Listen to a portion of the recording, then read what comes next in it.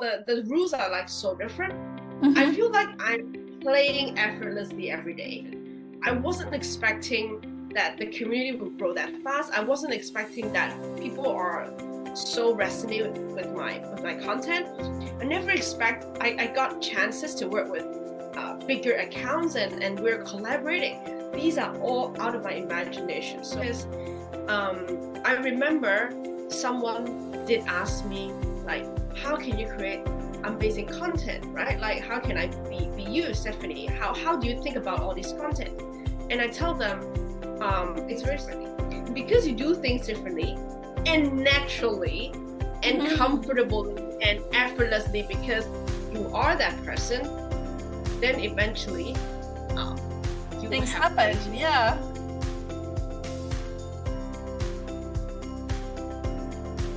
It is my very pleasure to welcome Stephanie to the Powermind channel. Very warm welcome to you, Stephanie. How are you? Thank you so much for having me. Thank you so much. Thank you so much for coming on. And today is really exciting because Stephanie is a Powermind. She's actually connecting 100K superhumans on Twitter and in parallel building her business. So I'm so excited about finding all out about that. And I will briefly read out your bio, but then we will dive in straight away into those 7 questions that I've sent you, Stephanie. I'm so excited about this because this is passionate. So, Stephanie, you are a networkpreneur, I love this word, who loves building communities, discovering hidden superpowers from people. Brilliant. And you have helped Mindvalley to launch a product worth 2 million. Is that correct? Yeah. In 2 weeks only, with a community and customer-centric approach. So huge bravo for that. It's like amazing. And you are actually building a Twitter community right now. And you said in like only 40 days, you had 600 followers, which is amazing. Congratulations on that. Now it jumps to 800 already. Already? Wow. Okay, so I have to update this. So we are on 800 in a short period of time. Your superpowers are audience building, so all about digital marketing, engagement, psychology, and entrepreneurship. And you are going to tell us all about this today. So first of all, maybe that the viewers get to know you. I'm going to ask you 3 personal questions, and then we're going to dive in what you're building up at the moment. Awesome. And thank you for being on. I'm so excited. So first of all, I mean, I can answer more questions than 7, like you can ask me anything. All right. Thank you.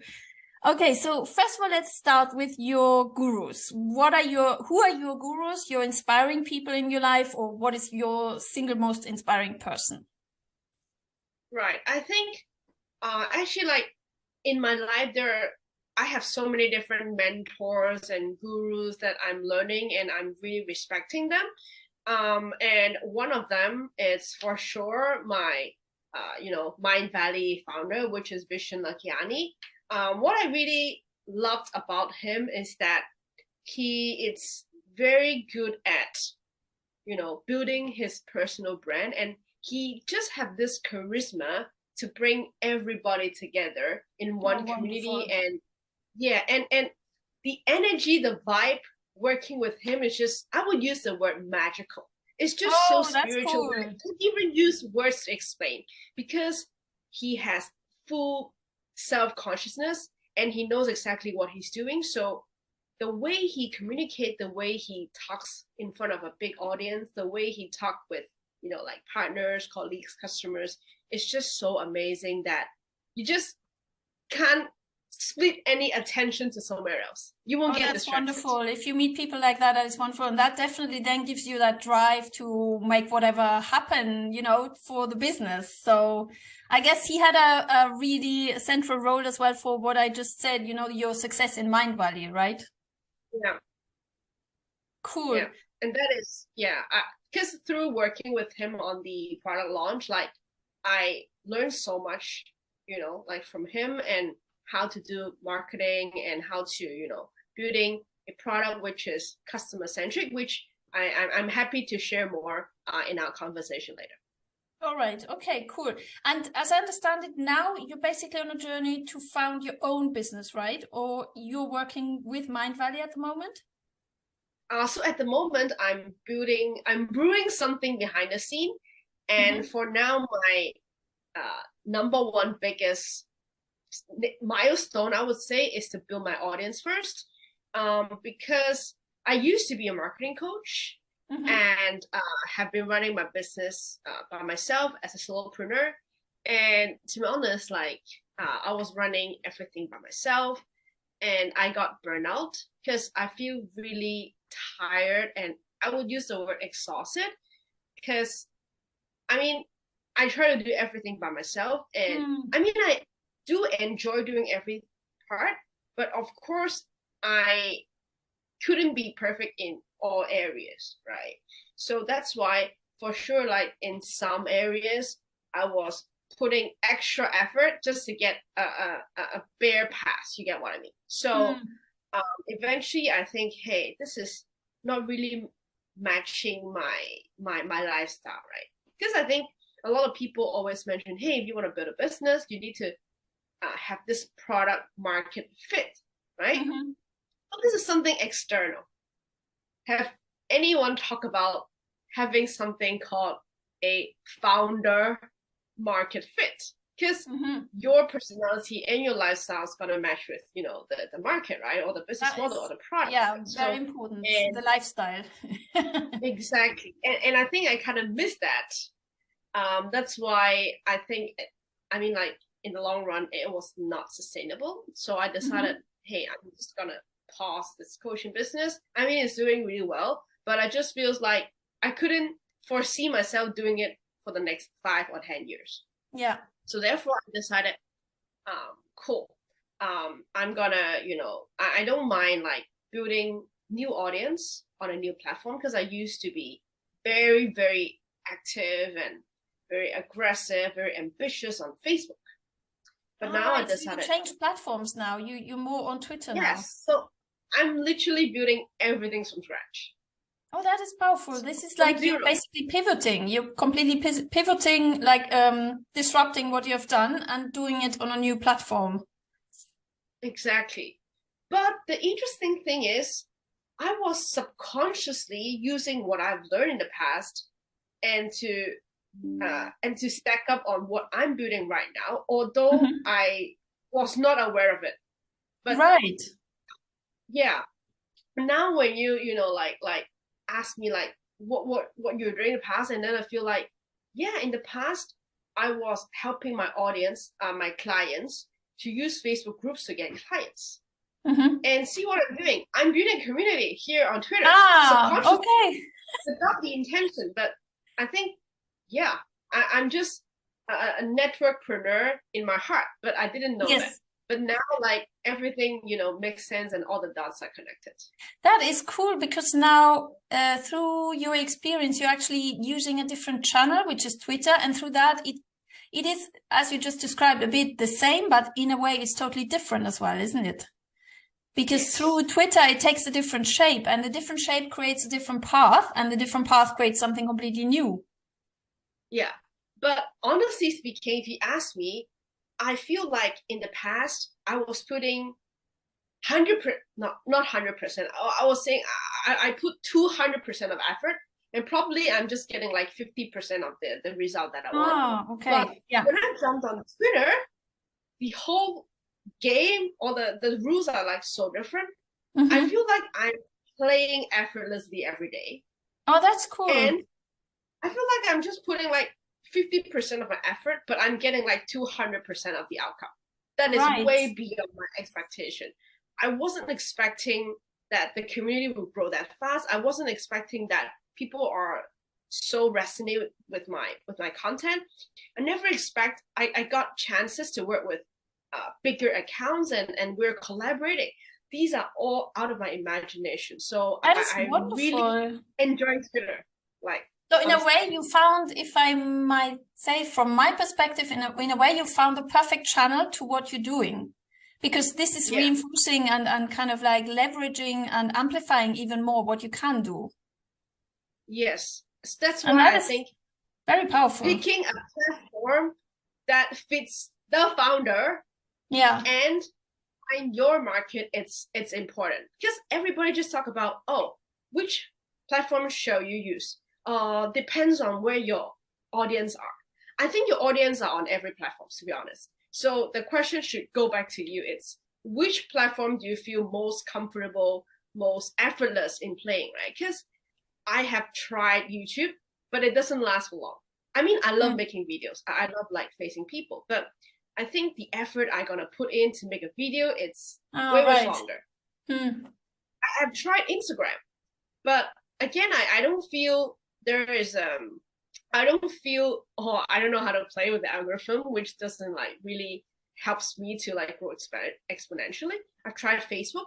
Facebook, it's great to connect with people, but very limited, right? Because if you add someone as a friend, they can decide to reject you or whatever, right?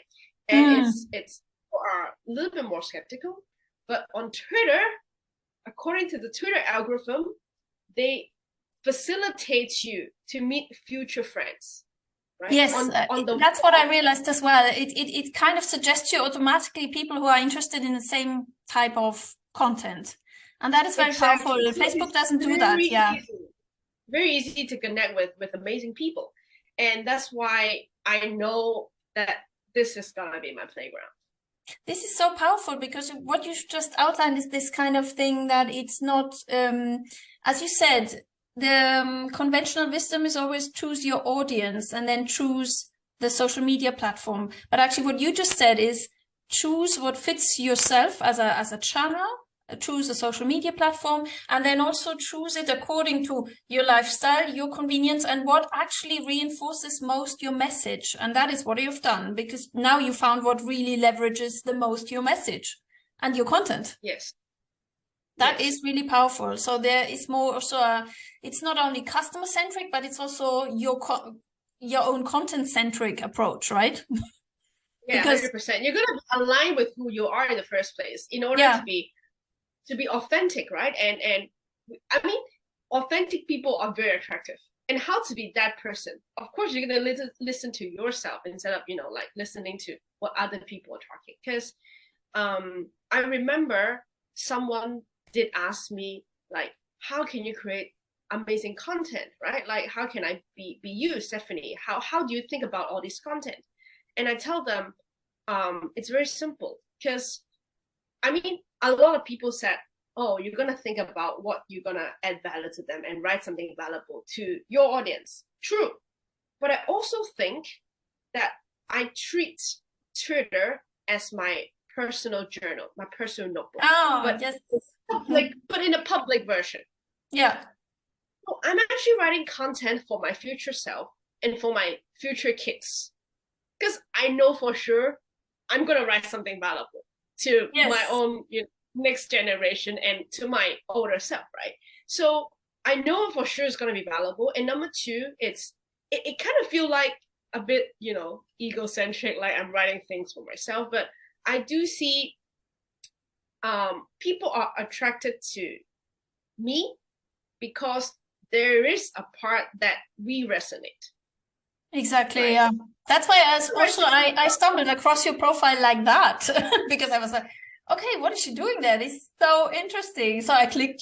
And then what I found was really stuff that resonated with me. And I think that is what you just said, because you just stay yourself. You just also very much write stuff that is important to yourself. And if it resonates with me, of course, I will start reading that stuff. And have you seen, because I'm also very much about bridging people, bringing people together. I immediately, when I just read Superhumans, I was like, okay, that's it. I have to click, Yes, because I'm sure deep inside you also resonate that you also think you are superhuman. Yes, exactly. Did you see also when I branded my channel Power Minds, and you're about superhumans, so we have a common thing there. Definitely. Definitely. Yes, exactly. And that is Exactly. what you just said. It's so good. It's this thing about staying yourself at the same time, not becoming that kind of artificial character just in order to please an audience. So I think it's that middle way that you outline between, okay, yes, of course you have to be concerned about your audience, but staying true to yourself at the same time. Otherwise, you're not enjoying the process, right? Yeah. I mean, there are billions of people out there that you can serve. I can serve person A, I can serve you, I can serve person B, right? And I mean, there's so many different paths I can go. Then I don't know what to choose. Why don't I do it reversely? I focus on who I am and I write content that resonate with me, and I will attract you. And maybe I will, repel person A and B, and that's fine. That's fine. And we have, I think it's 8 million of people. No, 8 billion of people now on this planet, right? The new statistics, Yeah, how many people we have on this planet. So it doesn't matter if we repel a few million. Yes. I really agree with that. Yeah, so definitely. I want to come back to these introductory questions. Yep. Can you just name like a life-changing book, a book that really made a difference? Can also be a digital format, doesn't have to be a paper book, right? And also, what is your most essential tool? To start with a book, this book really shifted my entire mindset. I think this book is not that popular. I mean, I don't want to talk about, a famous book that everybody is gonna say, right? So I'm gonna pick something that is like less, like underrated book.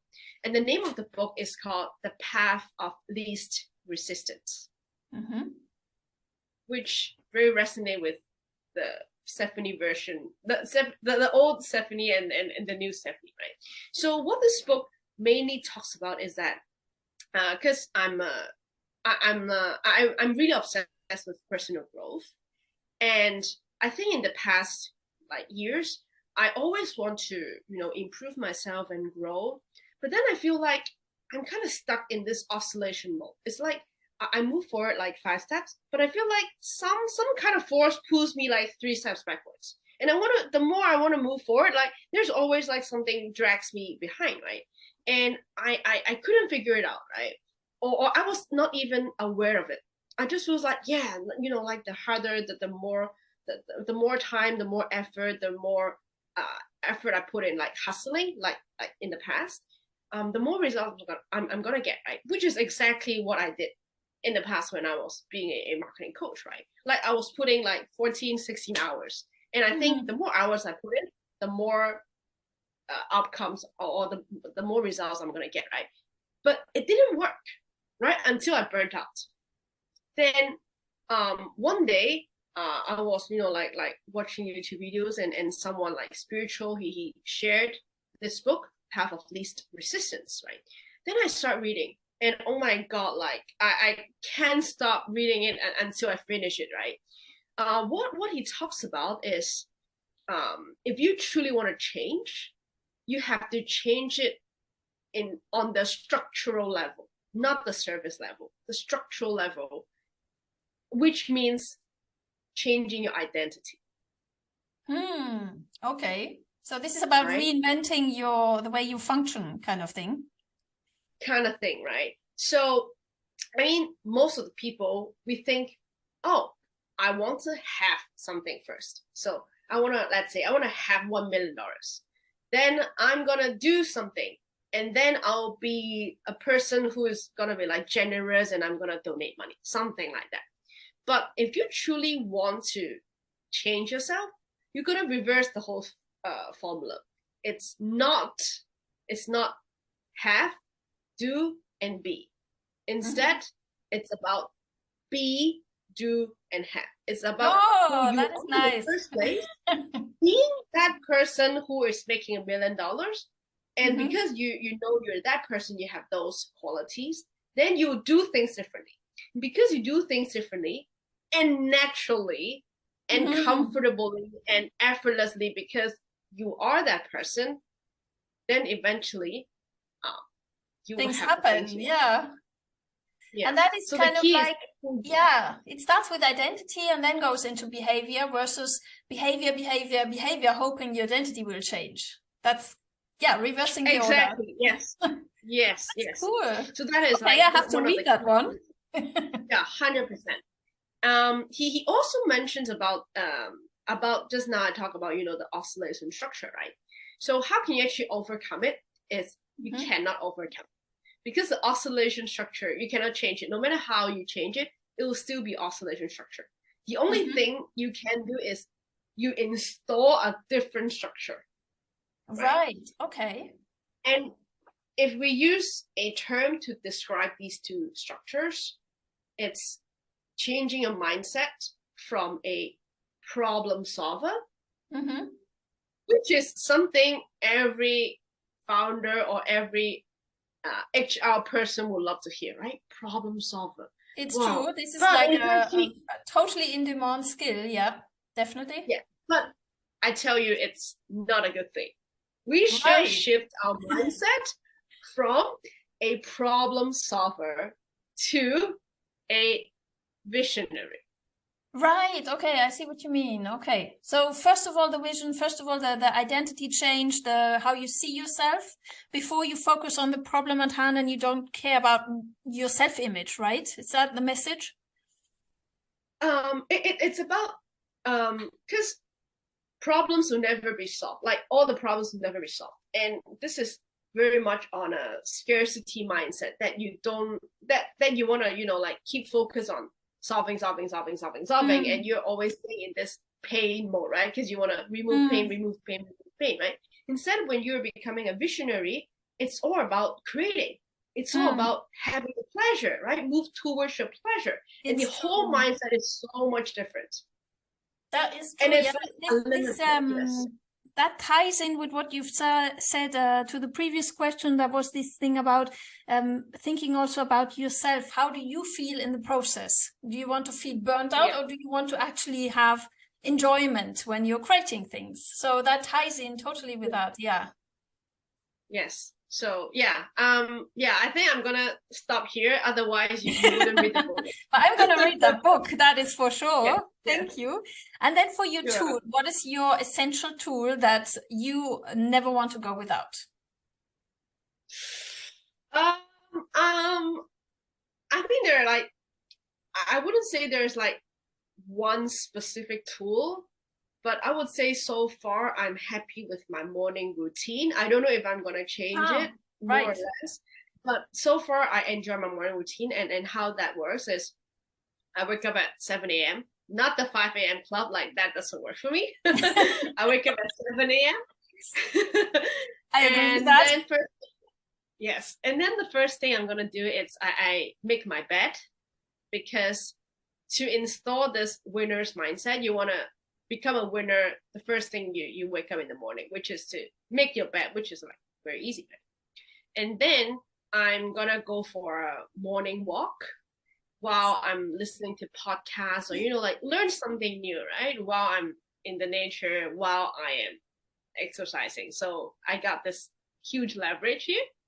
And then I'm gonna come back, take a cold shower. Cold shower, okay. This is where my morning routine is different.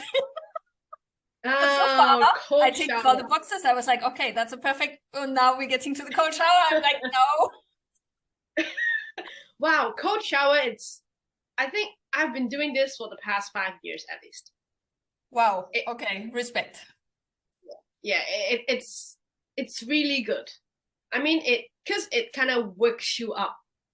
I have an alternative in my morning routine at the moment. We have really bad weather here. I just go outside, take a walk, and then there's gonna rain all over me. So I have the natural cool shower. Yes. So I consider it as a tick. Voila, thank you.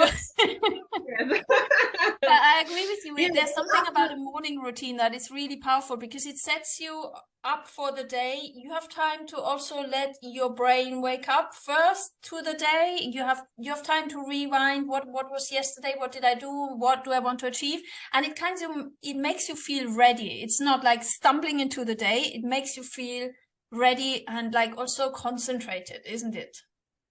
100%. And I'm not rushing. I mean, I have 2 hours during morning routine, and I'm not like the people who are like just rushing. Oh, and then I dash back to work or dash to the office. And you are completely not focused. If you rush, you will just lose yourself on the way. That's what I always say.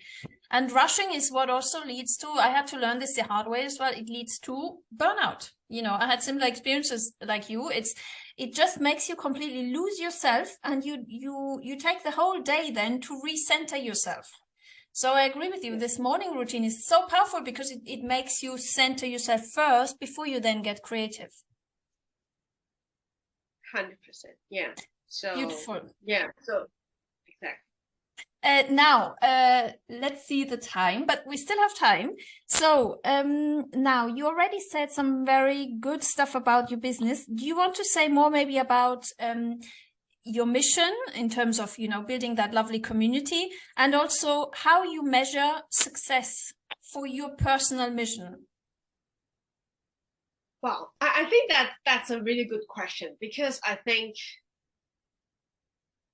to each of us, I think our internal scorecard should be different, and we shouldn't copy one or another, right? So if you are like audience are watching or listening to this sharing, I think don't copy me, but think about your own self, right? I think this is the most important thing, right? Because nowadays, including myself, we always love to listen to, you know, gurus or mentors, whatever they say, and then we want to be a good student, so we just model or copy or just learn from them, right? But I think each of us are so different, right? So there's no point that what my goals are, it's not going to be the same as yours. My core values, my priorities is going to be like so different from yours, right? So, but for me, right, when I measure success, I would say whether I'm having fun and whether I'm feeling happy with what I'm doing now. Because I think, to me, destination is important, but I think journey is so much more important. The reason is because back in 2018, I actually committed to join a 100-kilometer hike. Wow. So okay. It sounds crazy, right? And the event was happening on November 17th. And I will start training in February, every single Saturday with my teammate, right? Every single Saturday. So for the whole 9 months. And what I realized is, I mean, along the journey, we all learn a lot. Like we practice a lot, our persistence, you know, our commitment, never give up, all these like discipline, all these core values, just keep showing up, right? And then on that big day, on the 17th, we did the hike, and we completed the hike in 33 hours. And congratulations, I thought, wow. By the way. Great. Congratulations. That's like, wow. Oh, thank you very much. Yes. And I thought I'm going to be very, very happy, very excited when I pass the finishing line. Because, I mean, we spent 9 months practicing and we did it, right? But I tell you, when I hit the destination, the finishing line, I was only excited for 5 seconds. Right. I see what you mean. Yeah, totally. You see, right? Yeah, I mean, it's amazing, but yeah, you just get excited for 5 seconds and then it's like, cool. So now what, right? Because if you hit the goal and you complete the goal, so what's next? Right? Yeah, and then we're just choosing goals and goals and goals, right? But it's actually about the journey that you enjoyed, right? It was the journey. That's very powerful as well, yeah. And we always should remember, because it's like life as well. It's not like running towards this long goal. One day when I'm 70, I'm going to do this. No, it's about enjoying now. That is a really important message. And also about, again, comes back to the core thing, right? It's who you are. Because I think in these 9 months, I changed my identity. Like now, I'm a very disciplined person. I'm a very persistent person. I'm a team person, right? Instead of, you know, like someone doing a marathon solo, right? So these qualities will follow me forever. Right. And I don't need to change for them. They will follow me forever. that is the thing that I think it's most important to me in the long run. Right. So that was transforming you. I mean, this journey you did physically transformed you also mentally. Exactly. Yes. Very, very nice. Yeah. And that's also what we should do every time we have a new experience in our lives, to watch ourselves, what it does with us, because the experiences we choose, they help us not only grow, but also they change us. So we are a little bit a different person than we were maybe before. Yeah, 100%. Yes. So I think that is the success. Yeah. Adopting good qualities is the success. It's not about, hitting 100K followers. It's not that. But It's a journey of how you keep on showing up every day, posting every day, connecting with people, replying people, and eventually you get to that mark, as a person, wow, I'm so persistent. I want to celebrate my qualities rather than I want to celebrate I hit 100K. Yeah, and the enjoyment that comes with it, and what you said at the very beginning as well, the lifestyle, because you're enjoying that. That is, exactly. And it's so different to what classically, remember all these things that have been taught about, measurement of success. Measurement of success classically has always been about, numbers or end states. And it's, as you say, it's not about that. It's measuring the journey and the enjoyment of the journey. Yes. Very nice.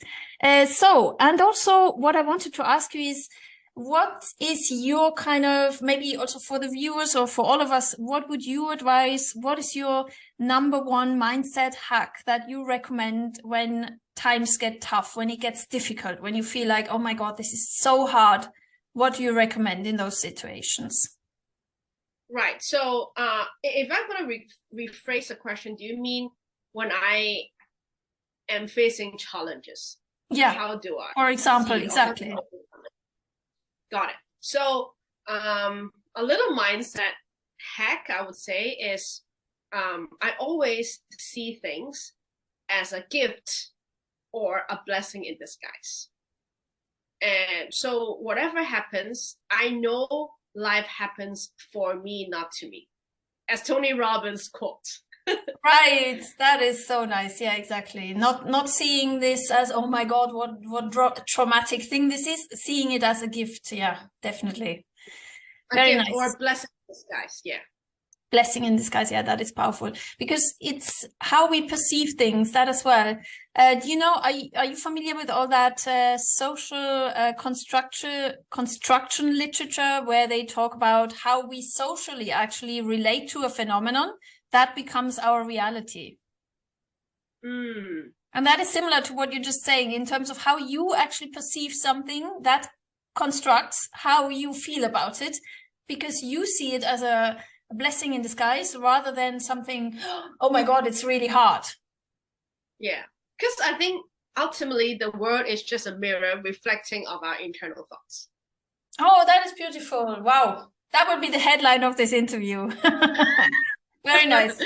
Sure. Okay, and finally, the last of the questions I want to ask you is, and that goes very nice with what you just said, what are you grateful for in life?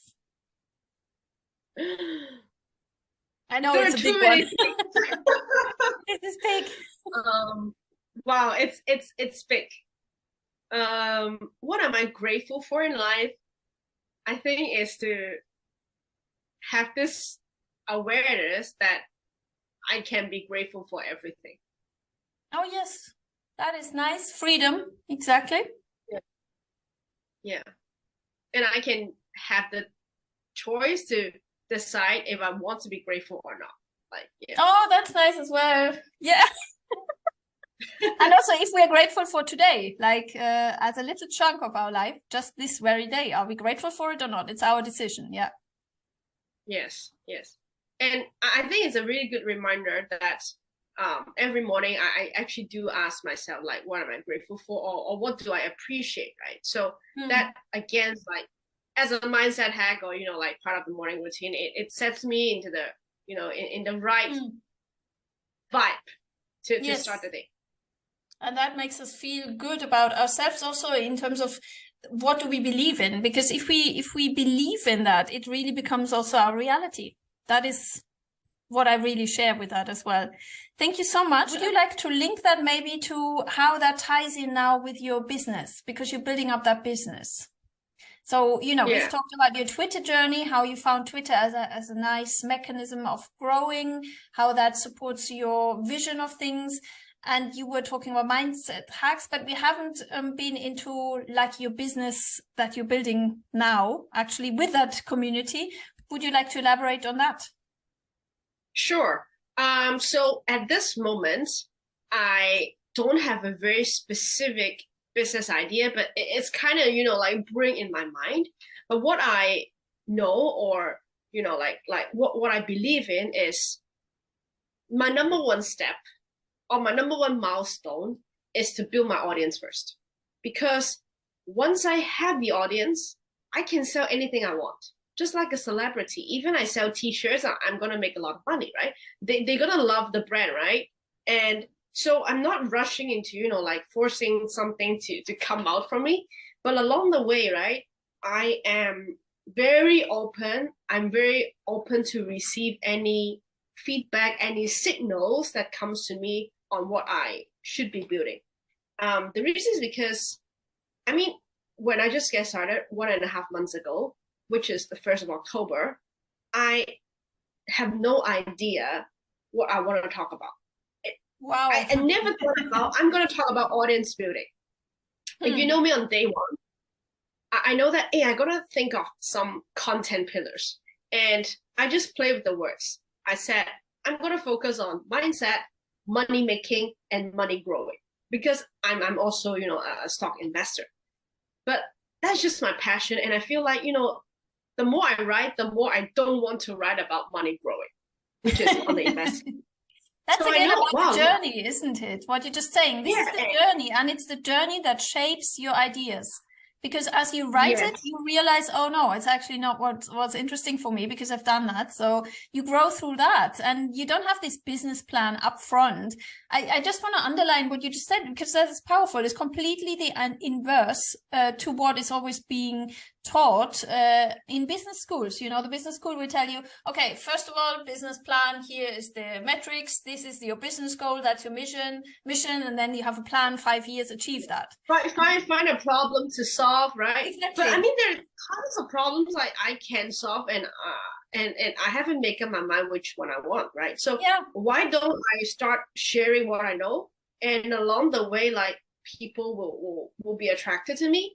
And once I build the relationship with people, I can then ask, hey, like, what are some of your challenges, right? Because we already built up the relationship. We already have the trust between us, right? They have been following me some time. They have been like getting value from me.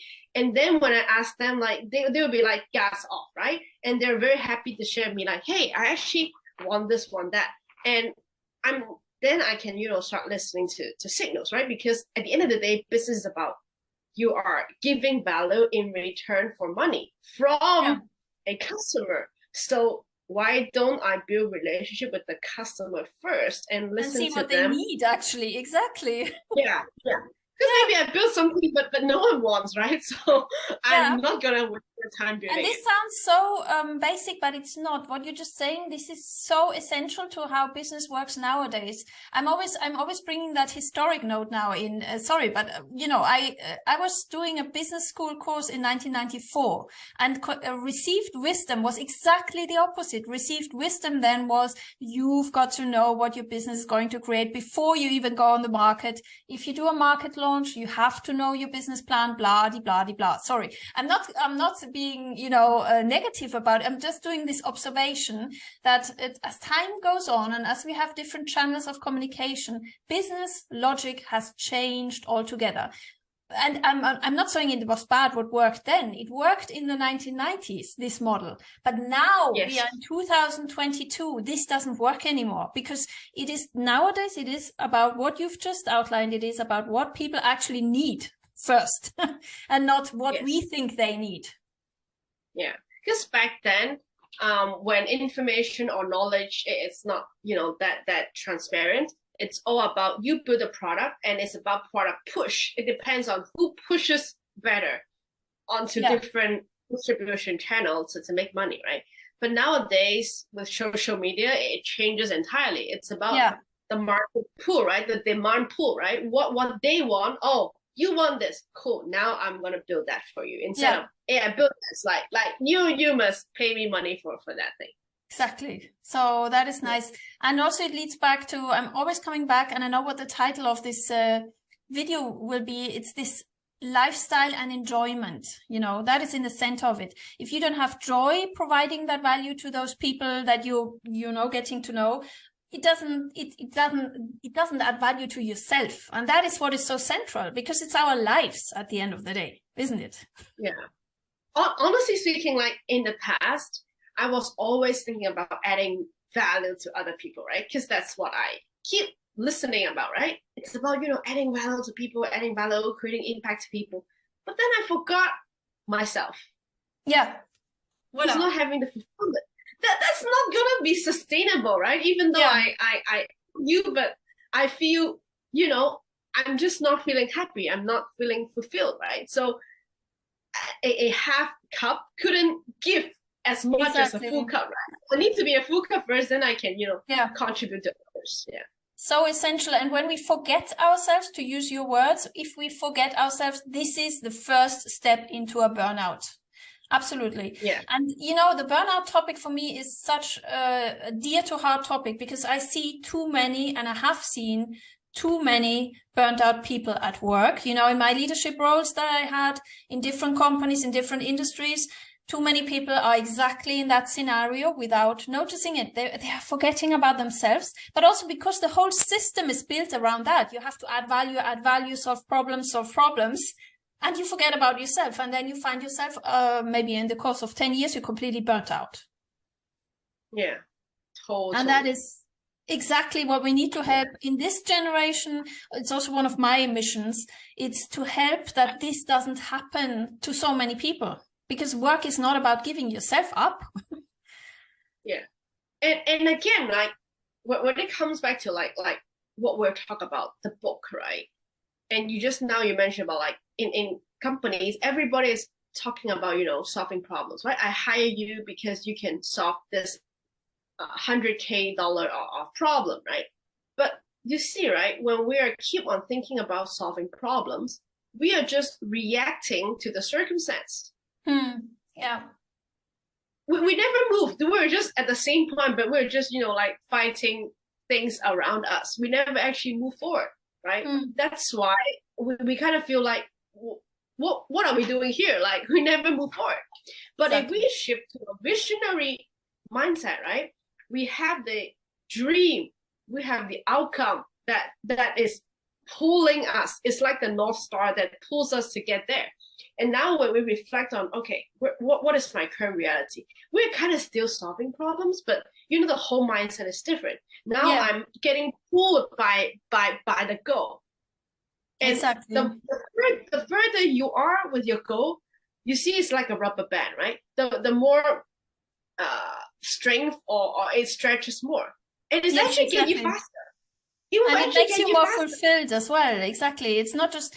Yeah, the fast and also it makes you feel fulfilled, right? Because this North Star, as you're saying, it pulls you also with this feeling of being fulfilled and enjoying it.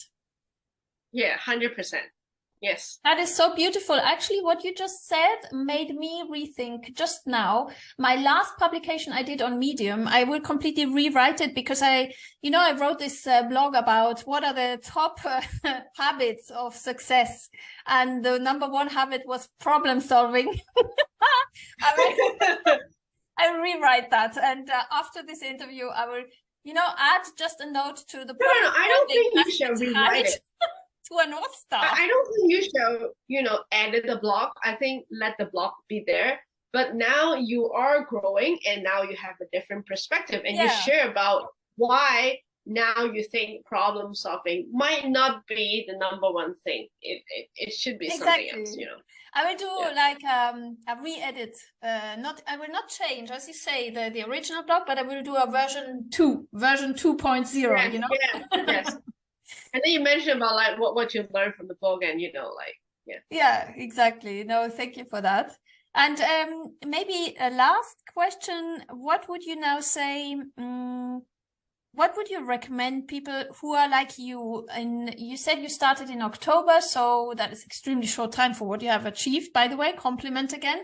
But like people who are starting out now, maybe on the 1st of December, and also want to start their journey, what would you recommend to them, maybe as a final note? Sorry, just to clarify the question a bit. You know, to start on Twitter, or to start building audience, or to start what?